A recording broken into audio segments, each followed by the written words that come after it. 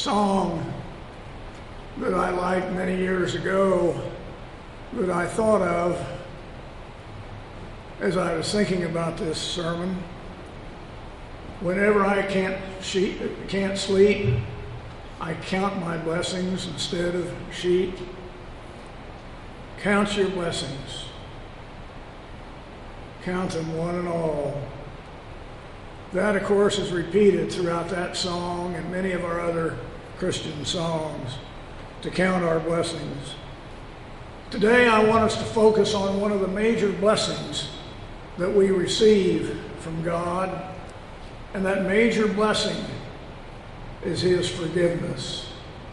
We are a people who have been forgiven, who are always forgiven.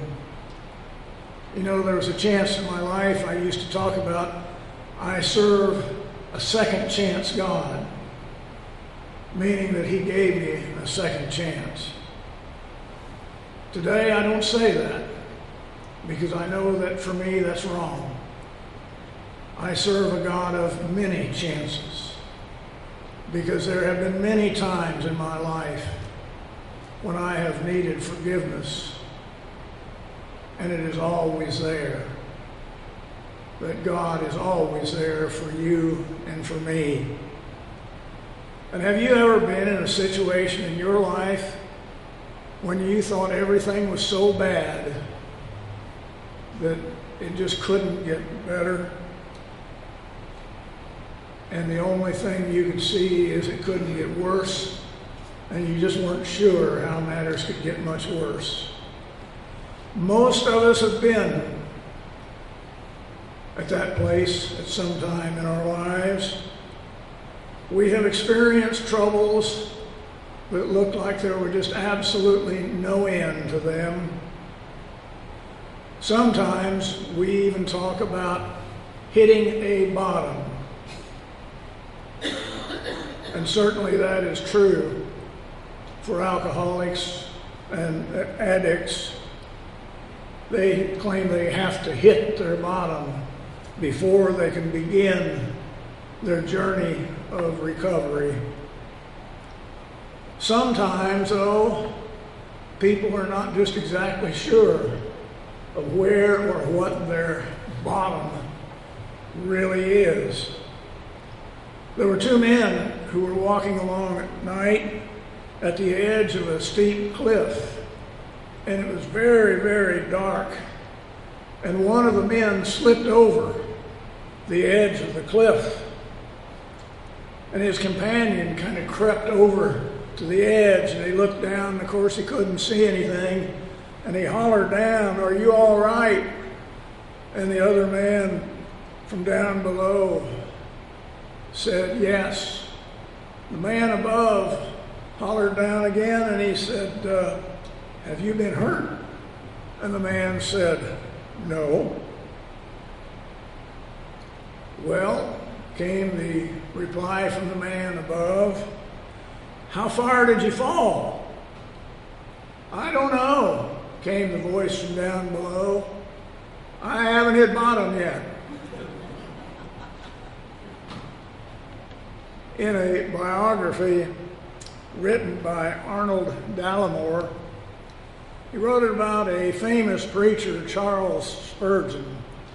And in this biography, it tells of Spurgeon's terrible darkness and explored all of his times of darkness, which even calling on God as a preacher was not able to bring any relief. These periods in this book are described as dungeons beneath the castles of despair. Think of that. Dungeons beneath the castles of despair. Just can't get much lower than that. This is a man who had really hit his bottom, to describe it in that manner.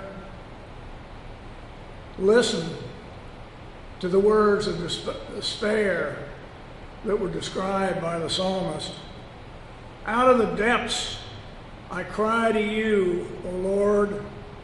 O Lord, hear my voice. Let your ears be attentive to my cry for mercy. I know what it is like to have made those cries out of the depth, almost from the dungeons beneath the castles of despair. I know those feelings, and I certainly hope that none of you have had to experience those feelings in your life, nor will you, but maybe some of you are experiencing them now, and I hope not. But I can tell you this, if you have experienced them, are experiencing, or will, you're not alone.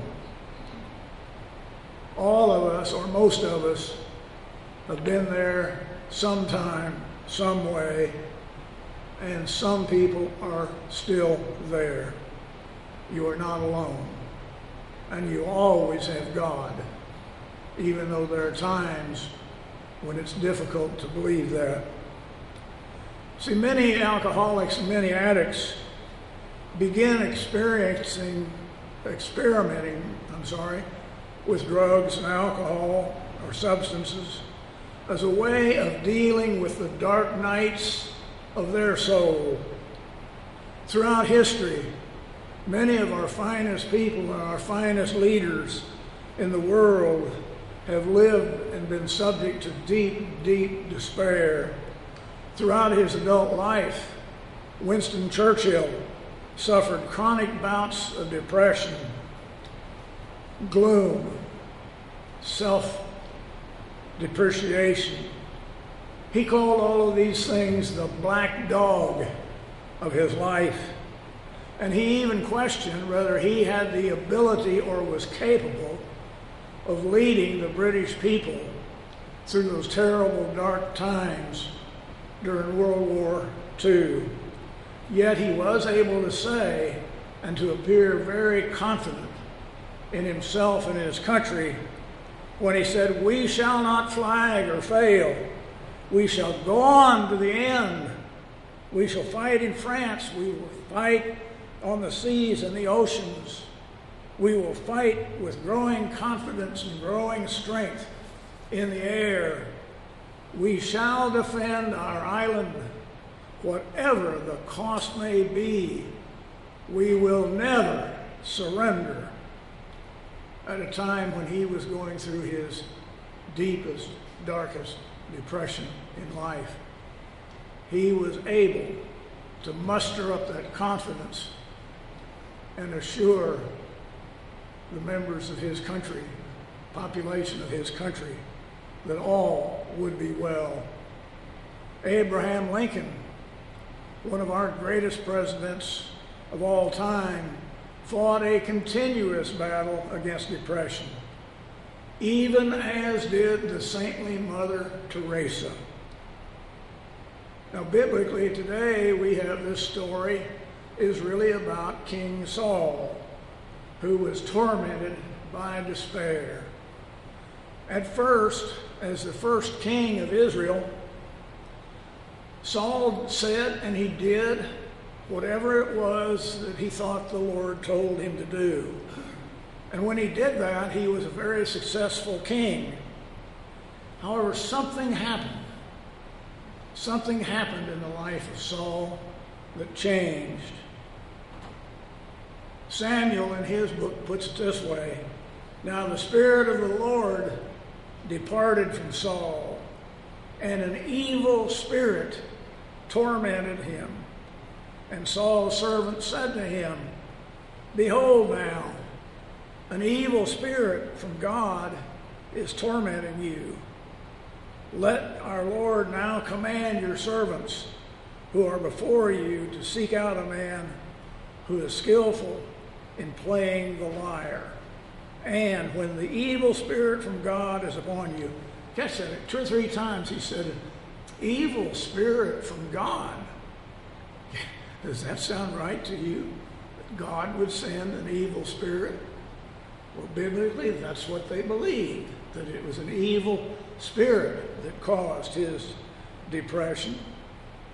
And so they said, if you get this musician, he will play music for you, and then you won't feel as sad or depressed.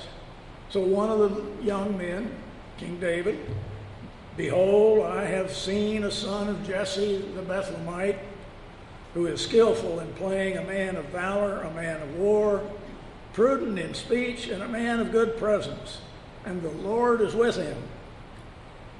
So here is David doing all those things, and he comes to Saul, and whenever Saul gets down into that deep, dark depression, David plays his lyre, and the depressions are relieved. And biblically, when they say that, they say, and the evil spirit departed him. Well, do you ever listen to music when you got the blues, when you're a little bit depressed? I do. It may only work for a little while, but at least, you know, it helped King Saul temporarily. And when you see somebody as pathetic as Saul was, you probably have observed that there's more than just one cause of his despair and his meanness. And so today we look at, there are all kinds of depression that you and I can experience. Some are caused by chemical imbalances in the body, and some may even be genetic in their origin. And sometimes just thinking positive thoughts or crying out to God will not resolve those depressions. My friends, that's why we have medicine. That's why we have doctors who are given skills. They may be able to prescribe medicine that will cure or at least help resolve the issues with the depression with certain dietary and health therapies. So for those who are afflicted in that manner, this may sound terrible for a preacher to say from the pulpit, but I would always suggest that a doctor be the first stop on your course of trying to recover from depression. Yes, prayer, church, fellowship are all good, helpful solutions to the blues. But if you have serious depression, God will be there, but he'll be there with the doctor helping you. There's a true story of a Roman Catholic woman whose husband had died some 20 years before. And during the early aftermath after his death, she was heavily depressed. But that changed. She tells that at the time that her husband died, she says, if I had known that I would have to live for 20 years without him, being all alone, I would have said, I can't do it. And she also says, and I didn't do well in the beginning. But then she said something very remarkable.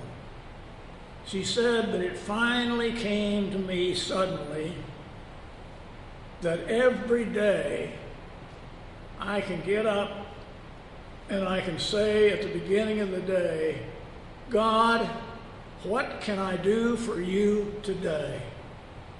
Think of that. She gets up and says, what can I do for you, God, today? Not what I want you to do for me or to do this. God, what can I do for you today? And then she adds on to that, help me to do it. And then another sentence she adds, make me do it.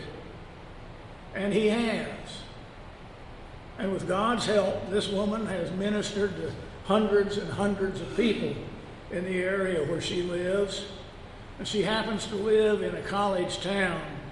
And students from all over the world come in to see this woman to get various kinds of spiritual help. You see, she learned that her grief could be channeled into positive living, and it was. And there are lots of times in this life of ours that we cause our own problems, and there are a number of ways to describe that. One is that every time I point the finger at you, I've got three pointing back at me, and that's one way to describe it. I have a sign on my mirror at morning where I get ready, and it says, "You are looking at the problem." There are times in the religious world we look at the bad and we call it sin, and we say that we are sinful. In recovery programs, they offer something that we religious people ought to learn to accept. They say we have and we do things and we think things that cause us to be blocked from the sunlight of the Spirit.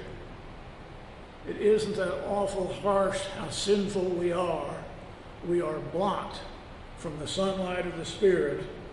When we're in the dungeons, down in the dumps, feeling that deep, dark despair, we are being blocked from the sunlight of the Spirit. And the psalmist affirms, "But with you, O Lord, there is forgiveness." But with you, O Lord, there is forgiveness. Today we truly can, as I said earlier, start a new life. We can lay out our guilt, our troubles, our worries, our problems, things for which we wish we could be forgiven on the altar of God, and we walk away a free person. And while we know that all dark nights of the soul are not due to our own making, we do make our own mistakes, and we do know that forgiveness is the major thing in getting rid of depression. You see, as I said, we only have to give God the opportunity. He's just there waiting for your depression is his opportunity. Because if it relates to forgiveness, it's right down his alley. That's what he's looking for you to come to him and say, "God, help me." And that's what the psalmist says. He says, "My soul waits for the Lord more than the watchmen wait for the morning." More than the watchmen wait for the morning. O Israel, put your hope in the Lord, for with the Lord is unfailing love. With the Lord is unfailing love. My soul waits for the Lord. Maybe you've been there once or twice in your life. Life is hard. We get discouraged. We get disheartened. I read somewhere where the Hayden Planetarium in New York City ran an advertisement once in the city's newspaper inviting anyone who would like to make the first journey to another planet to submit an application. Within a matter of days, over 18,000 people submitted an application to be one of the first people to go to another planet. And these applications were all turned over to a panel of psychologists, and they reviewed them, and they concluded that the vast majority of those who submitted an application to start a new life on another planet were sent because they were so discouraged about their life on this one. Some people spend countless nights laying awake, questioning and wondering and perhaps even weeping. As someone who has wisely said, when you can't sleep, don't count sheep. Instead, talk to the shepherd. That's the counsel of this psalm that we read this morning. Talk to the shepherd. Whatever's got you down in the pit, momentarily or long term. Talk it over with God. Amen.